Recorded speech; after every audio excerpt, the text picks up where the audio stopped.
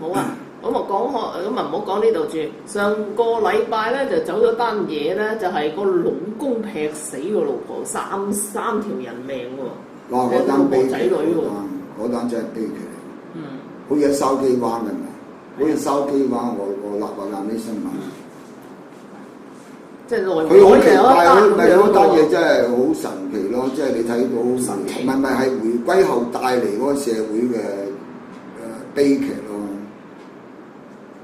嗰個女人喺大陸嗰幾睇新聞咧就話結咗婚有一對仔女，佢咧就要再辦假結婚嫁俾個70歲嘅老坑走嚟香港。好啦，呢個老坑死咗咧，佢就留低香港啦。但佢個鄉下個老公要出嚟，就要求同佢喺香港結婚，就可以帶埋仔女嚟香港。咁啊唔掂咧，就斬死咗佢。咁啊呢個故事咧就引起我哋諗一諗，因為有啲歷史好耐啦。諗起以前啲女人同男人處理呢啲咁嘅婚姻嘅鬥爭問題係點樣處理法咧？要講啲大家有啲份量嘅人物啦，睇下先。喺20世紀20年代，有一個姓呢個陸嘅小姐，有個姓陸嘅女士咧，又係才女嚟㗎，當年喺上海。咁佢屋企咧就安排咗個名門望族嘅人咧娶咗佢，姓黃嗰啲黃巾啊。咁呢個黃巾咧後尾做到係司令官嘅喎，將軍嚟。但佢留學哈佛又軍校幾個，又哥倫比亞大學3個美國大學翻嚟，就做咗將軍。就呢個陸小姐嫁俾佢，咁啊好地地啦，咁一單。後尾呢個陸女士咧，同一個姓徐嘅人咧，佢勾上咗咧，就要求同呢個姓黃嘅將軍離婚。但呢個男人咧係放手嘅，完全冇怨言嘅。我既然間你揾到幸福算數啦，我又掛住成日做啲軍旅生涯都對你唔住啫，疏忽咗你。咁呢個女人咧就跟咗姓徐嘅，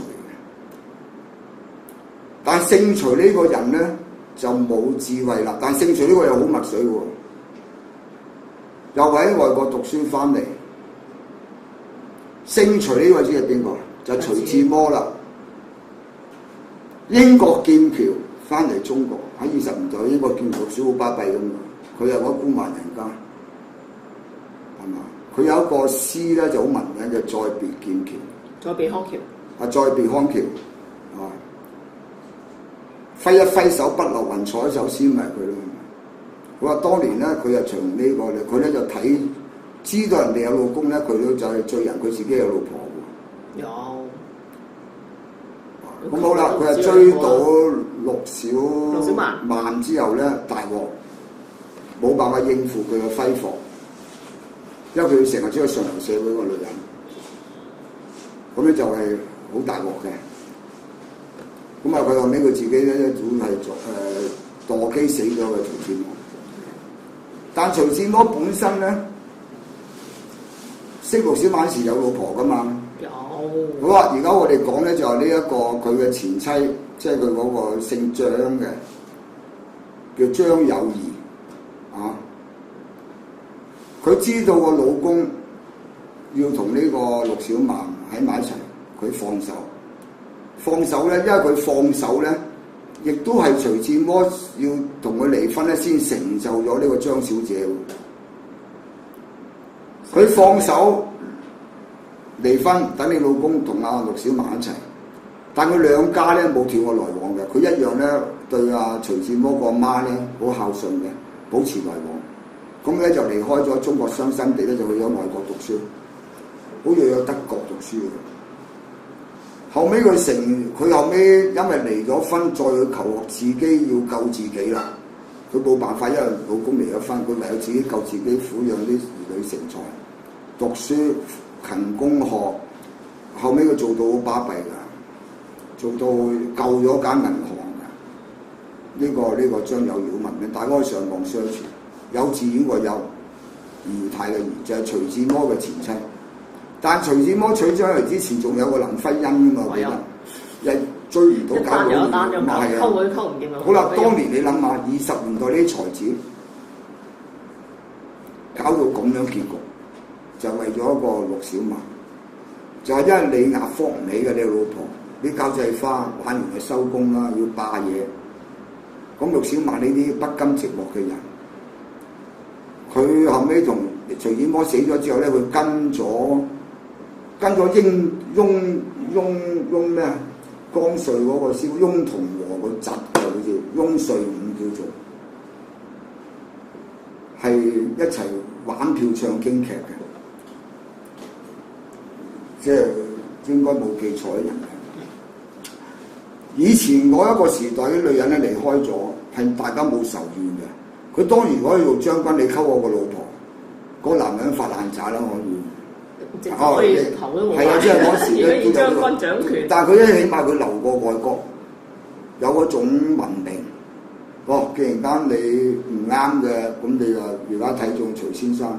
但佢錯咗，佢冇叫阿陸小曼啦，喂，嗰條友都有老婆喎，你點賣俾人哋啊？咁啊由佢走咗，但都有呢個胸襟嘅。但點會搞到咁多私人嘅？如果佢嗰單嘢搞出嚟，當年起碼搞5、6個人命啊！大佬做將軍喺個時代，國民黨係咪啊？帶隊兵去掃低你徐志摩先啊！暗殺仲得啦，係咪啊？啊，唯一一樣理由咧就係、是、佢都想甩身咯，另外就佢都頂嗰個女人唔順咪得咯。好啦，反嚟張幼儀咧，因為佢唔係想嫁俾徐志摩，因為佢大佬叫佢嫁俾徐志摩，所以佢咪嫁咗俾佢咯。咁而家佢話要睇中陸小曼，佢咪放手，完全冇怨氣嘅。我走咪走咯。咁但係咧，佢要發奮圖強，佢成就咗自己，借呢個逆境咧，會成就咗佢自己。所以我哋話佢比較翻而家嘅世情，啲男女間點解會咁咧？但香港人都少喎，大陸有，就係、大陸嗰個教育咧係只係見步諗步嘅，佢諗唔通咧，佢係全部哇各大風尚。所以點解我喺國內咧，我唔敢惹呢啲，即係我哋都高手都唔敢鬥啲大陸妹就係咁啦。佢咬住你唔放，大佬係嘛？佢諗埋一邊噶嘛。我哋喺國內咧，俾錢保健收工算數，冇尾嘅，係啊冇尾嘅冇尾嘅，你真係鬥唔過嘅。即係佢哋會，因為佢佢一個鬥爭嘅教育同埋一個階級鬥爭教育咧，嗰個毒素係好深嘅。佢覺得你係爭佢咁啊，佢得唔到嘢，咁咩理由落嚟殺埋老婆殺埋佢仔，你自己自殺？呢個係人間悲劇。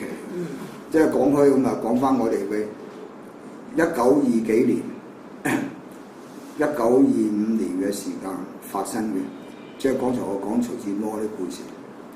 咁啊，大家可以上網 search 下啲資料，因為都幾詳細嘅，我記得唔係咁清楚，即係知道當年嘅人，人與人之間嘅相處，夫妻相處都有呢個胸襟嘅。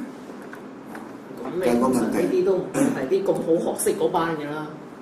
我呢個當然啦，但係都唔簡單啊！喺成80年前可以去到英國、美國啲地方留學，就話呢班都比較高水平啲啦。好聞名而家嗰陸小曼拿起刀做吃嗰啲，因為佢叫中國詩詩人啊嘛，徐志摩。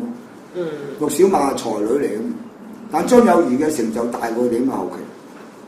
救我間銀行添嘛，自己喺外國讀書。即係佢有佢自己嘅領域咯，又揾到。第二個問題。嗱咁啊。